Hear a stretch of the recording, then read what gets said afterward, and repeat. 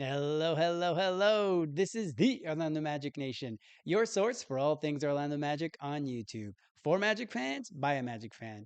I'm Edwin Valentine, and I want to thank you very much for clicking on this video and spending a little bit of time talking Magic with me.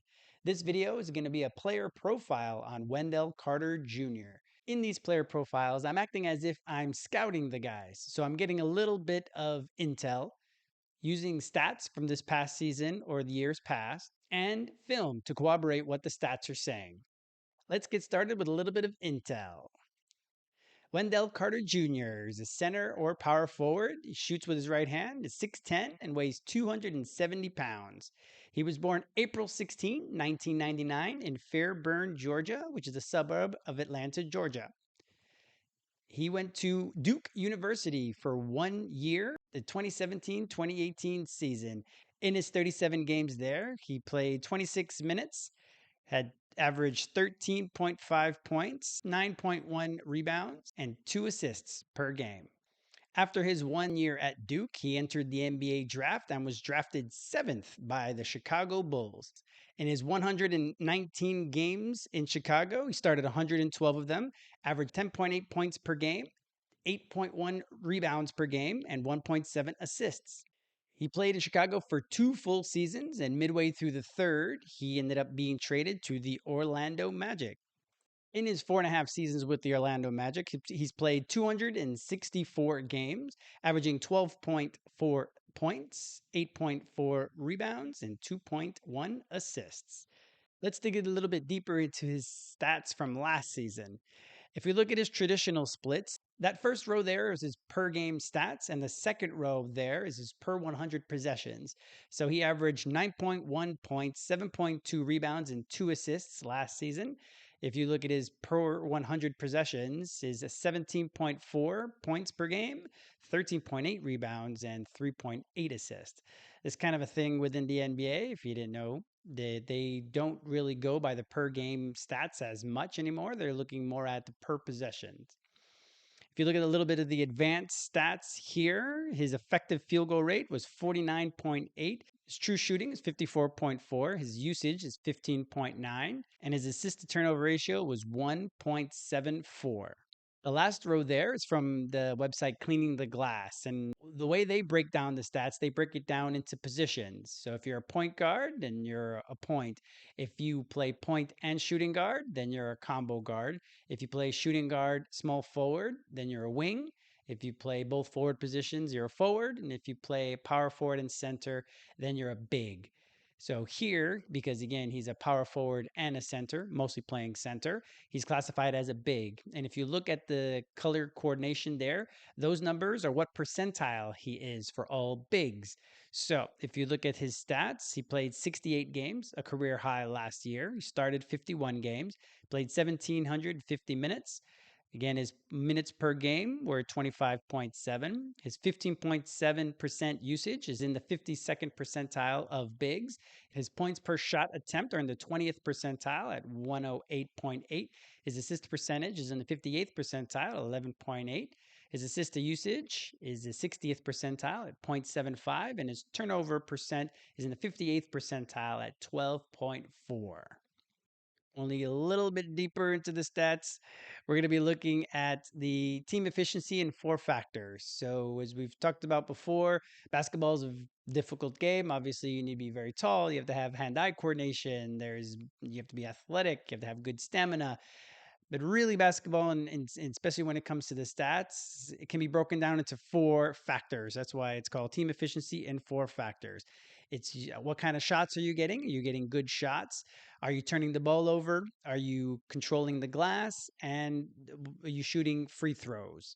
This basically what you're looking at. Those 4 factors on both offense and defense. So it's really 8 factors, but we break them down that way. So if you look here at his percentile, he's in the 16th percentile of all bigs with a 51.2% effective field goal percentage and offense. Effective field goal percentage also takes into account your 3 pointers. They weigh them a bit more. So again, as we all know, he had a bit of a tough season last year with his 3 point shot. So that's why that is so low. Uh, the offense, when he's on the court, is in the 59th percentile for all bigs at 14.6%. The offensive rebounding is at 27.8% in the 47th percentile.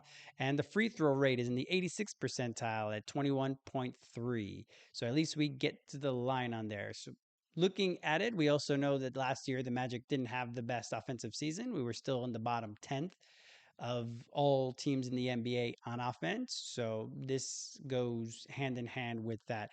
If you look at the points possession on offense, we were 109.5 when Wendell was on the court, which is in the 23rd percentile for all bigs. Not great.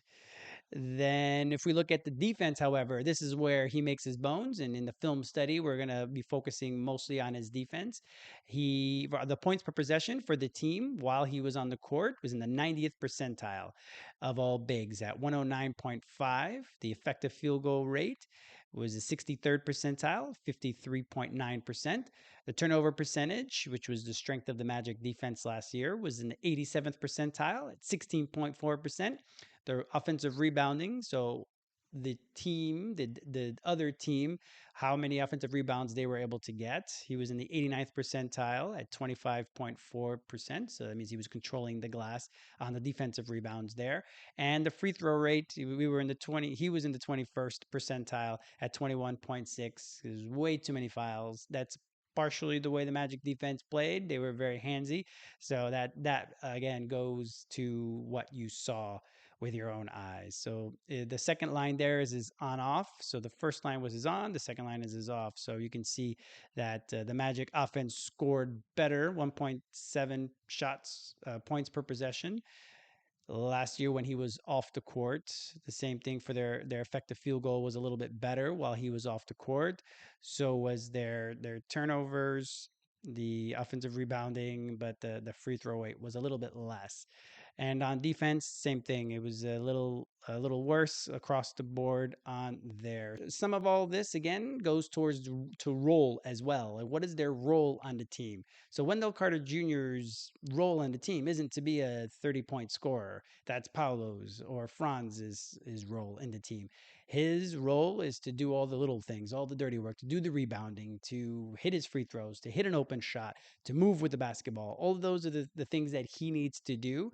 So when you look at some of the offensive ratings, again, it's as a team while he's on the court. So he's not the only one that drug all these numbers down or elevated all the numbers when it comes to defense. But he's an important cog, and we need people on the team that will do all the dirty work, and that's what Wendell is for our team. I put the spot up numbers here just again to illustrate the difficulties he's had last year with his shot. Last year he was in the 12th percentile on spot up shooting because as you'll see by the film when I bring it up that he's wide open most of the time. There's a because of the attention that Paolo and Franz and Jalen get, many times Wendell is in the corner all by himself. So this past year, unfortunately, he had a difficult time making those corner threes. But hopefully this season, he's going to be even more wide open with a fourth option. So he's going to be definitely the fifth option on the court for offense. So he's going to have to move without the basketball. He's going to have to move into space so that he can make himself available for the guys to get him the ball so he can get easy buckets. But when we look at the spot up numbers from the year prior, I added the year before just so that we can see how last year was compared to the year before. And he was in the 58th percentile before when he shot better from three. So that's just a little information there so that we can also use the film to pinpoint that. To give a little more context on some of his scoring, again, that's not his role. His role is to be the defender, to keep the ball moving, to move without the basketball. That's more his role. But to look at the splits here is what percentage of his field goal attempts were two pointers. Last year was a big number mostly because he was struggling with his outside shot is why he shot so many more twos than he had in the last couple of years. So 67.8% of his field goal attempts were two pointers, which means 32.2 were three pointers. 61% of his points were 2 pointers because of his inability to hit his 3 point shot. His percentage of points from the free throw line was 20.8, so at least he was able to get to the line pretty well. Then we look at the splits for his shot distance. So at the rim, he shot a pretty good 75.7% from his field goals at the rim. From 3 to 10 feet, he shot 41%. That number is the number that we hope that can go back up to in the 50s, because that's what it was the prior season. And basically it was his jump shot eluded him. All of his jump shots, his 3 point jump shot, his mid-range jump shot, everything for the most part really struggled for him. So when you look at his shots from 10 to 16 feet, he's at 43%. His 16, so the even further out, 16 to 3 point line, he shot 34%. And from 3 point line, he shot 23.5% last season. So that we can see that that's where he struggled the most. On dunks, 90% or 89%, not bad. His hook shot also was consistent with the year prior. It was his jump shot really that was the thing. He shot a total jump shot percentage of 30.7%. That includes his mid range and his 3 pointers. And again, his 3 pointers were 23.5%, with his layups at about 51%. So that's a little bit of context on the stats. So we know with our eyes, having watched the game last season, he had a tough time from three. So we're not going to focus on that at first. We're going to be focusing on the rebounding, because as you saw, his offensive rebounding could improve. That's the sticking point between him and Goga in the starting lineup, I feel. For me, I'd rather start Goga. However, Wendell is an important player on the team. So even if he were to come off the bench, his offensive rebounding needs to be better, because, well, hopefully the Magic aren't shooting as poorly as they did last year. So maybe there aren't as many offensive rebounds available for him to collect. But we want to make sure that whenever there are missed shots, that we're the ones controlling the glass. So offensively, we want to make sure that that is the case. First, we're going to be going over his rebounding. So here, the difficult part about the NBA in 2025 and going to be in 2026, because of all the switching that the Magic do, it is a bit difficult for him to sit there and gobble up all the rebounds that he can. As you see here, he's going to be switched out up top. He's playing against Duncan Robinson there. He's moving his feet. That's one of his superpowers as well. And there he goes, comes in to swoop in to get that rebound. One of his superpowers is to be very switchable. That's his on defense. He's able to stay in front of a lot of definitely twos, threes, fours, and he can body up some of the fives. Some of the bigger ones like Jokic or Valanciunas or some of the other ones are a bit more difficult for him, just because he's stocky and thick, but he's not a big boy like they are. So it's a little difficult here. But as you can see, him being out on the perimeter makes it a bit more difficult for him to be able to get the rebounds, but that's something that he can crash a little bit better. He has a pretty good motor. He just gets a bit more emotional at times as well. Like whenever he gets affected whenever he has a few fouls on him. So that's something that hopefully can be rectified a little bit here. So when you see Franz is guarding Cameron Johnson there, so Wendell's coming over to help. He gets a little lost here. He's still able to contest and then get the rebound. So again here, Wendell, he gets blown by. Gary gets blown by here. Wendell comes up front. He's able to contest on Hero's shot and get the rebound. Out to Mo. And look at the work that he did in advance. That's the key part. When he's going to be in the middle, because I'm guessing the geometry of the team is going to be similar, but who knows, really? I don't know what Joe Prunty is going to be bringing to the team in terms of offense. So if he's going to be in the center of the court there and he gets the ball and he sprays it out to the corner, he can still put in that effort and that work to be able to get the offensive rebounds. He's able to get the offensive rebounds for the team there. So here he gets the offensive rebound, nice little putback. Shot here again on offense. If he's not going to be in the corner, and even if he is in the corner, he can crash from in the corner. As you saw before, while he was on defense, he has to crash to come back and get that rebound. So here, The shot goes up by Cole, and you can see Wendell right in the center there. He has a little guy on him, so he should be able to push him out the way. Gets there, goes up. Here we go, another shot. He's able to get that rebound there. Here, Franz misses the layup. Boop, nice, easy tip back, put back dunk for Wendell. So that's where he needs to improve a little bit more with his offensive rebounding. Again, he's in a pretty good position a lot of the times. He doesn't have the athleticism that he once did due to some of his injuries that he's had over the course of his career. He's oft injured. He averages about 55 games per season. Last year, as I mentioned, the 68 games played was actually a career high for him. So that's a positive. Hopefully, he continues that in that trajectory. So that's another reason why the depth that we have at center position is very important. But for focusing on his play right there, as I mentioned, he can still put in the work in advance to get those offensive rebounds when he's not going to be a part of the play. And likely next year, he's not going to be so involved in the offense unless something real bad happens. He's going to be the fifth option on the court a lot of the times. So hopefully he's going to put on his hard hat and he's going to do all the dirty work on the inside there.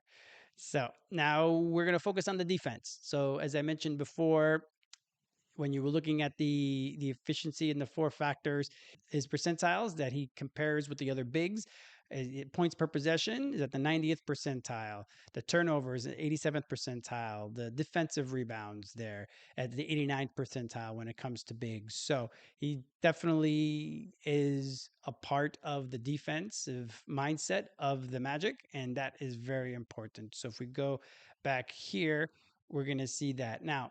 He's not a big shot blocker in that he can't soar. Like I mentioned, his athleticism has taken a hit a little bit over the course of his career. However, he does put himself in the right positions. So he doesn't have the block shot numbers that Goga has.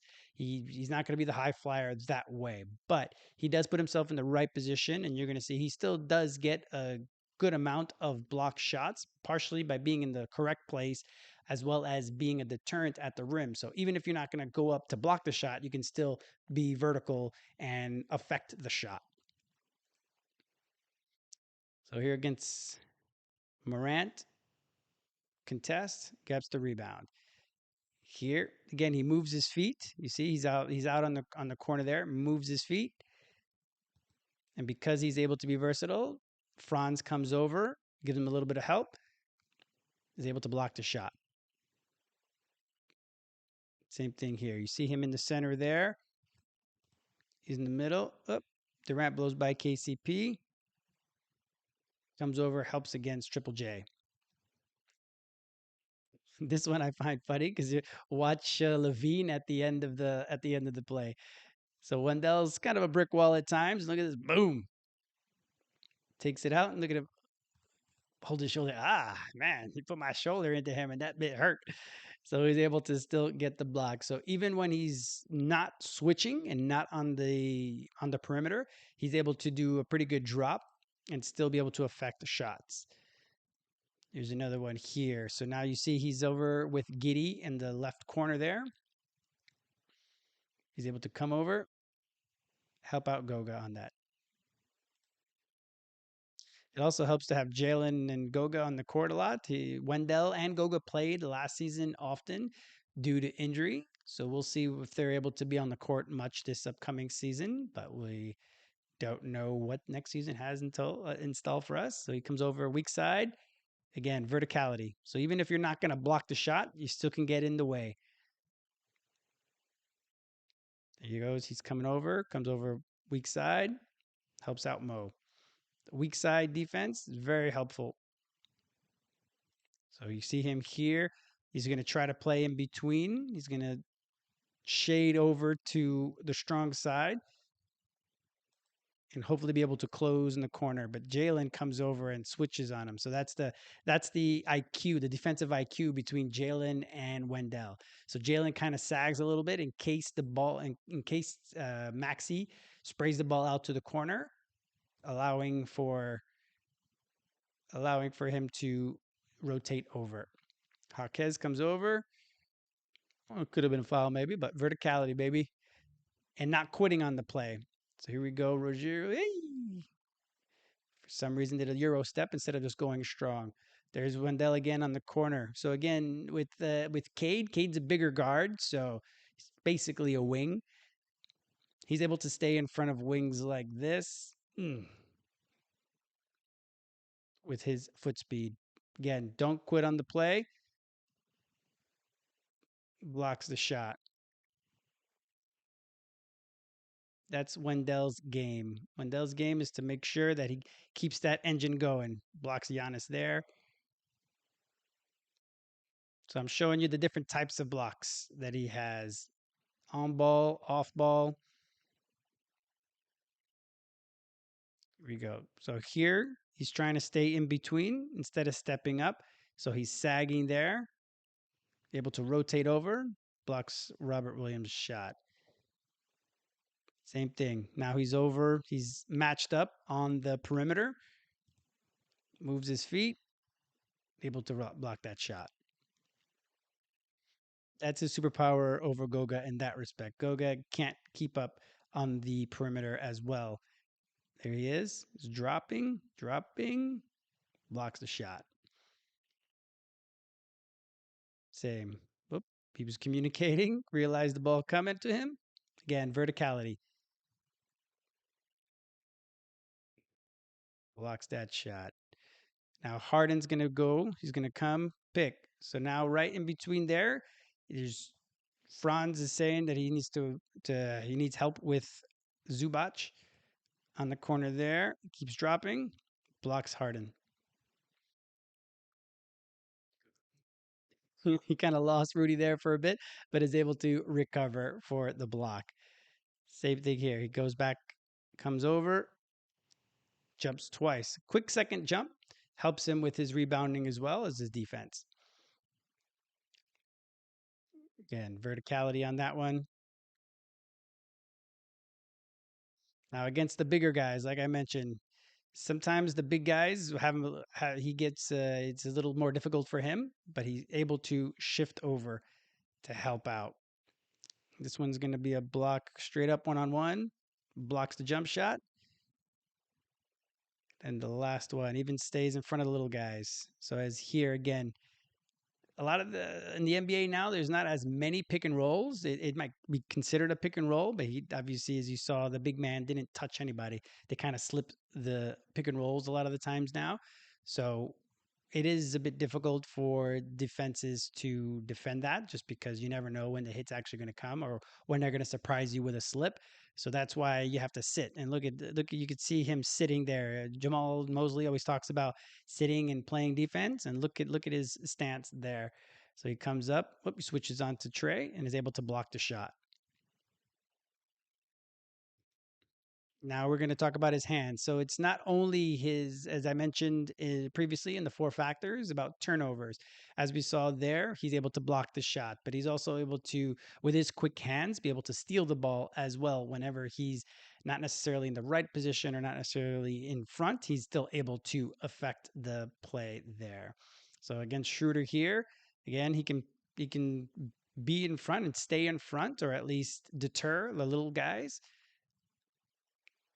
He comes over on defense. Same thing. Cade Cunningham again. He stays, makes the right read.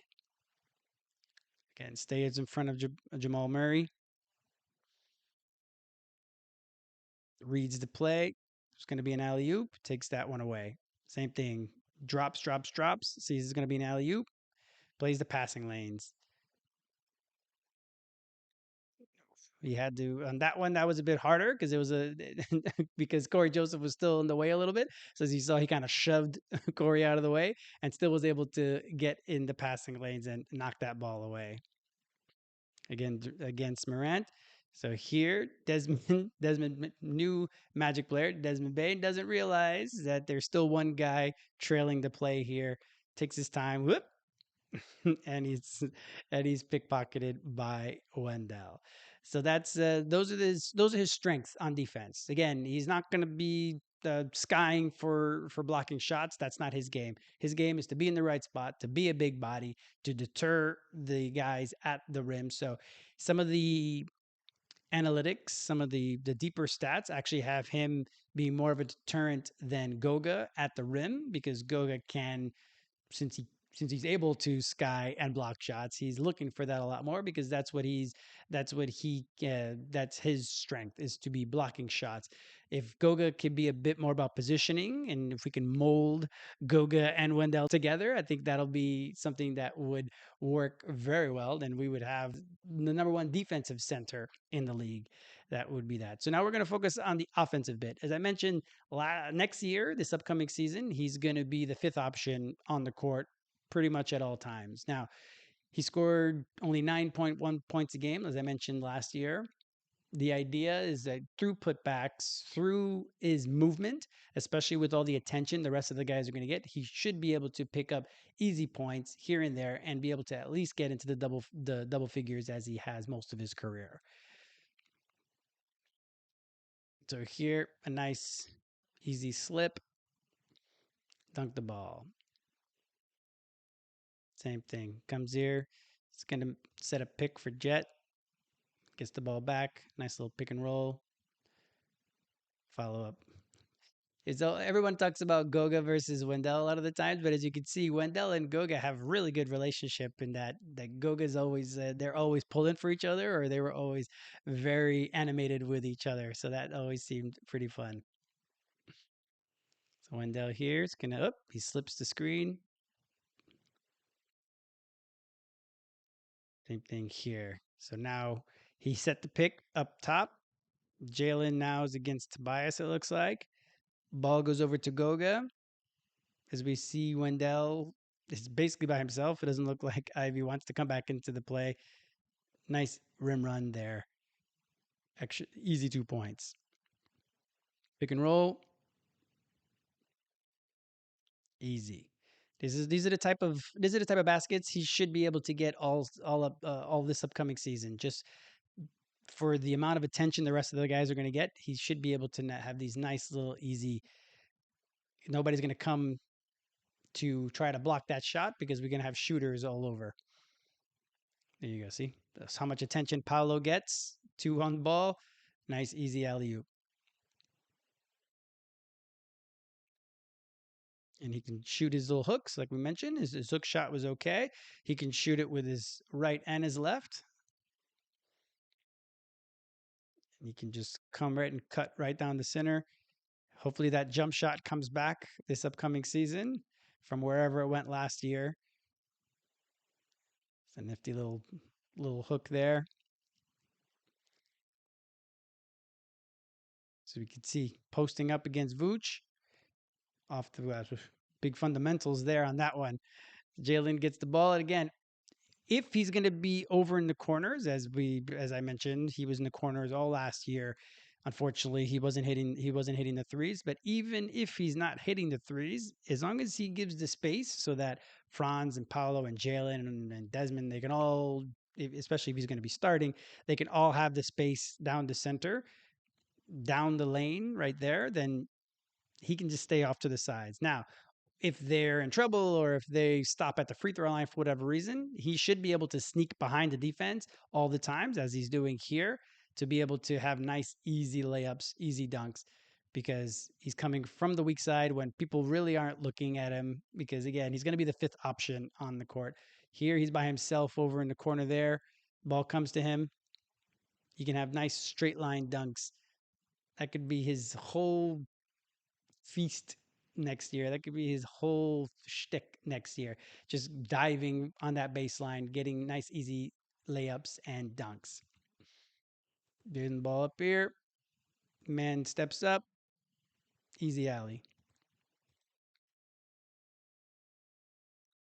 So now we're going to talk about the 3-pointers. We got to talk about the elephant in the room. That is just the way it is. So here I'm going to be showing just how wide open he was most of the time. And as long as he can continue to get those shots, and he will, just because, as I might sound like a broken record here, I apologize. He's going to be open. all next year. He's going to be open. So he has to be able to hit these shots. And if he's not hitting these shots, then that makes his defense even more important for him to stay on the court the way he has. Goga last year played really well when he played, other than the end of the season, of course. The end of the season, whatever happened after that concussion, it just kind of happened. But Wendell needs to be able to hit this shot so that he is an offensive threat as well, which would then open up the space even more for the rest of the guys. So here, nice, easy three. That one was a bit more contested, but he still hits it. Again, that's going to help open up his game, all those drives in the corner there, if he's able to hit these threes. You can see, but midway through last season, people stopped coming out to him as much. Look at this wide open. Oop, man, he hits it. That one's early in the season. So he still had the respect of his season prior. But you see here, they try to come out. Cat does. Doesn't happen as much. Wide open there. Hits that one. Didn't want to have them all be misses. That would be a bit rude because 23% isn't great. I'm not going to put all his makes in here, but as you see, wide open. He's going to get plenty of wide open shots this upcoming season. Look at this one. This was wide open. That by then the scouting report had been out on him that he wasn't shooting this season, wasn't shooting well. So they weren't coming out. Look how they gave him all the time in the world. He's happy about that one. There you go. And then again, his jump shot. If he can start hitting some of these little middies, then again, that's just going to open things up for him. That one he makes. Now, for Wendell, if you would have watched the other two player profiles that I did on Goga and Tristan, I had a section there called the untapped potential. For me, Wendell has been in the league long enough. He has over 10,000 minutes in the NBA. Untapped potential for me is for people that haven't done or haven't had that much playing time, or like Goga. Goga only has one season fewer than Wendell, but because Goga's been a third string or has been a deep bench guy, he has less than 5,000 minutes played in the NBA. So that's why I had a lot of untapped potential bits for him, mostly the passing. And the same thing for Tristan. The one that I did for Tristan, he's only been in the NBA for one season, so he has a lot of untapped potential. For me, there isn't a lot of untapped potential. There is potential for growth, obviously, as we're talking about room for improvement that he has on his jump shot and his offensive rebounding. But I think his passing is important because he's going to be the fifth option on the court. So he needs to be able to absorb. Hopefully, he can shoot. If he's able to shoot, then he's going to be able to absorb some responsibility from the defense, and some more eyes are going to come to him. And that's just going to open up the driving lanes for cutters as well as ball movement to spray the ball around the horn and get an open shot. So here, Franz is cutting. Nice, easy dunk. Again, early in the season, some eyeballs are on him, little post up. The other Wagner gets a nice, easy shot on there. Easy one for Paulo. Mo Wagner. No disrespect to Mo, not the other Wagner. Here we go. And then another alley to Franz. We're going to see another one of those here. Nice high low. So again, we'll see what the geometry has for the team next year. When it comes to the ball, but as you see, we're pretty much four out here, and Franz is working on the smaller defender there. Nice high low. Yeah, and he has the ball here, top of the key, about the free throw line. And you can see Franz is coming from the corner. And again, that could be Wendell. It could be reverse. A lot of the times, Franz is the one, especially on zones, that comes to that free throw line, and he can easily be backdoor to Wendell. Again, free throw line has two options. You could spray it out to Franz there, but he gets a nice easy one for Goga.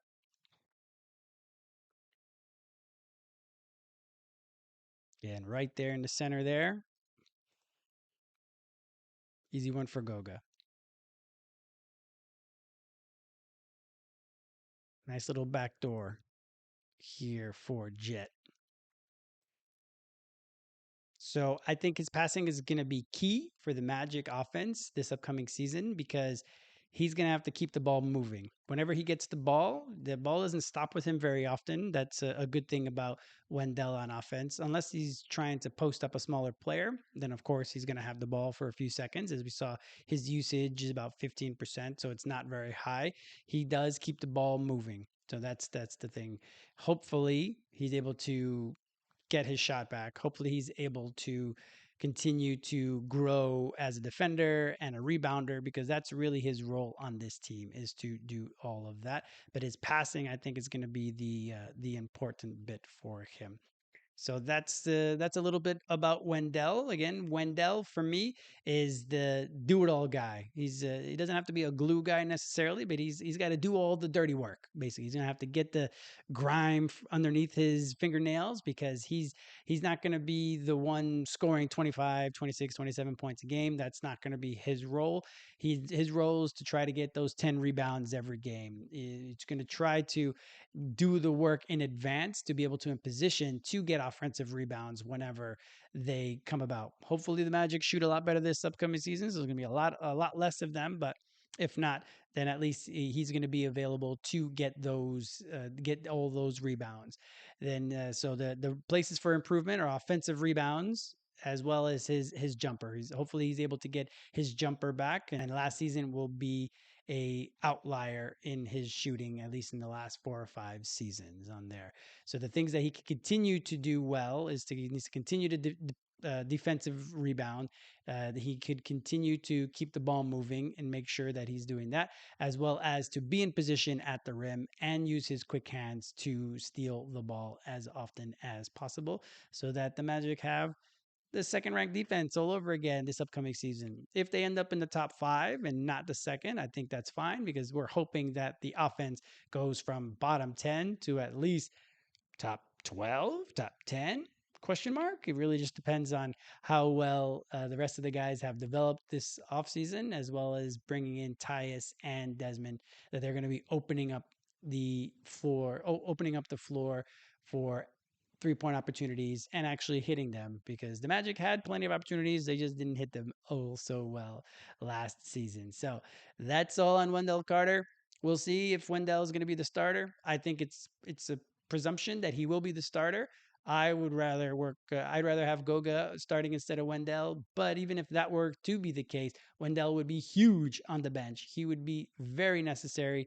And that's another one of the reasons why I would have him on the bench. Another reason I would have him on the bench is to try to keep him fresh for longer in the season. Let's see if he can get up to 70 games played, 72 games played, so that he is fresh for the playoffs because we're going to need his defense in the playoffs and his hopefully rejuvenated 3-point stroke in the playoffs because we're going to need all hands on deck so we can make a nice deep playoff run. So we'll see what this next season has in store for Wendell, but he has a great foundation. He's a good player.